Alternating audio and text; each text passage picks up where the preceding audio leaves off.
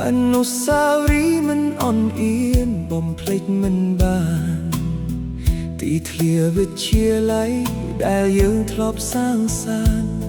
ឥឡូវប្រែជាស្ងប់ស្ងាត់គ្មានវត្តមានស្រីក្រោមដើមឈើធំក្បែររបងសាលាធ្លាប់លួចសំឡឹងភក្ត្រានួនឡងស្រស់ស្រីសៀវភៅមួយក្បាលចាឈ្មោះយើងទាំងពីរភក្តីតែពេលនេះអ្វីប្រែជាផ្សែងចាក់ចេញឆ្ងាយវិទ្យាល័យជាទីកន្លែងដើមស្នេហ៍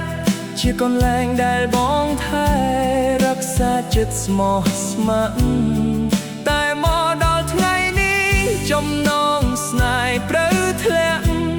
ព្រោះតែវាសនាអាក្រក់បំបែកយើងទាំងពីរអរគុណវិទ្យាល័យដែលឲ្យបងស្គាល់ស្នេហ៍ទោះបីពេលនេះមាសមេមានគេថ្មីហើយក៏ដោយបងនៅតែចងចាំមិនអាចបំភ្លេចបានឡើយ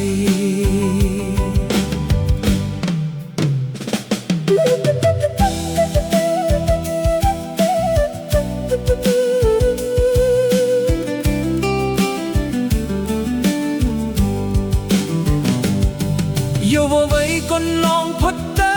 ដោយទឹកហូរមិនត្រឡប់បន្សល់ទុកត្រឹមការឈឺចាប់និងការនឹកនាអូសាលារៀននៅសូមជួយថែរក្សាស្នាមញញឹមគេផង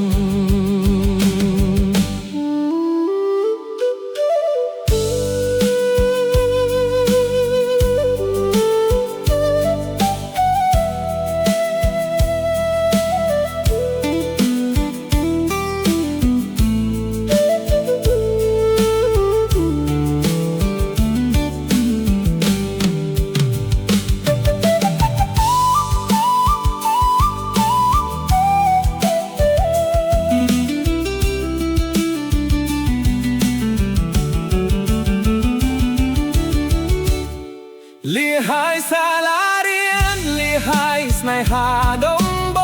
ងទោះបីជាបែកគ្នាក៏បងមិនស្ដាយក្រោយវិទ្យាល័យដើមស្នេ